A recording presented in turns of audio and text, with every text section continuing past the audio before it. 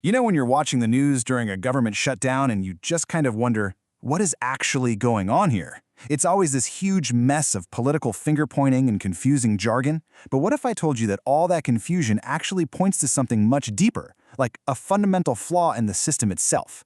Let's break it down. So, we have to start with the most basic question, the one that trips a lot of people up. When the federal government shuts its doors, does Congress just pack up and go home too? The answer is, well, it's pretty revealing. And that answer is a big, clear no. A government shutdown hits the executive branch, federal agencies like NASA or the Department of Education. They have to suspend their non-essential operations. But Congress, the legislative branch, they stay open. And why is that?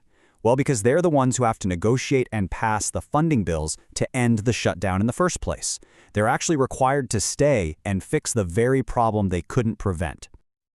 Okay, but if Congress is supposed to be working, why does it so often look like absolutely nothing is happening?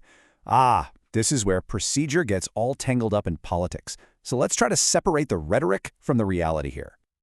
You're going to hear statements like this one from Speaker Mike Johnson all the time, right? Placing the blame squarely on the other party for shutting down not just the government, but even Congress itself. It's a really powerful and honestly effective political message. But is it actually what's happening? And this is where things get really interesting. The rhetoric blames one party for a shutdown, but the reality, a government shutdown is a failure of negotiation by everyone involved. And here's the crucial part. Congress doesn't just stop working on its own. The Speaker of the House makes a strategic choice to keep the chamber in recess. That means no debates, no votes. So while Congress isn't technically shut down, one person's decision can bring it to a complete standstill. And that brings us right to the heart of the matter, the immense, and often really misunderstood, power of the Speaker of the House. If you want to understand congressional gridlock, you absolutely have to understand this role. And look, this isn't some kind of informal backroom power dynamic. The Speaker's authority is written down. It's formally established in the U.S. Constitution and the official rules of the House. They have formal, recognized control over the entire legislative agenda. You could say it's a feature, not a bug, of the system's design. So what does this power actually look like in practice?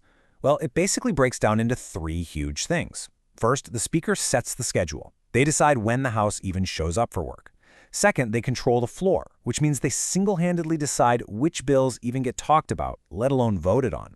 And third, and this is the big one for our topic, they can halt everything by just keeping the House in recess, effectively hitting pause on the entire legislative process. Hearing all that, you're probably thinking what I'm thinking. If one person has the power to just freeze an entire branch of government, surely there have to be some checks and balances on that, right? Right? Let's just put it plainly. If the Speaker digs in their heels, refuses to call a vote, or won't even bring the House into session, can anyone, the President, the courts, other members of Congress, can anyone actually force their hand? And the answer is, well, it's kind of shocking. Not really. On the legal side, there are almost zero checks. The president can't make the House meet, and the Supreme Court, they considers this a political question, which is basically their way of saying, nope, not our problem, we're not getting involved. And the political checks, they're incredibly weak, they're slow, and they're almost never used because they basically require a full-blown political rebellion. I mean, sure, there are a few tools that exist, but they're incredibly difficult to use. You've got a discharge petition that can force a vote, but it needs a majority of signatures and it takes forever. A motion to vacate can remove the Speaker, but that's like the nuclear option. So really, the most common checks are internal rebellion and public pressure. But in a crisis, those are often just way too slow to work.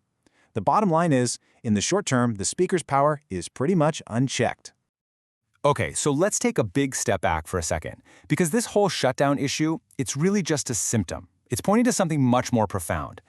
This isn't just about shutdowns. It actually reveals a deep structural flaw in the very foundation of the democratic system itself. And believe it or not, it all starts with the way Americans vote. The U.S. uses what's called a first-past-the-post system. In simple terms, winner take all. Political scientists will tell you this system almost always leads to a two-party system, because voting for a third party feels like you're wasting your vote.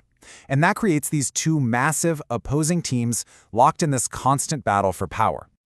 So when you put all these ingredients together, you get a really startling outcome. You've got two dominant parties. You have rules like the Speaker's power that give pretty much zero agenda-setting rights to the minority party.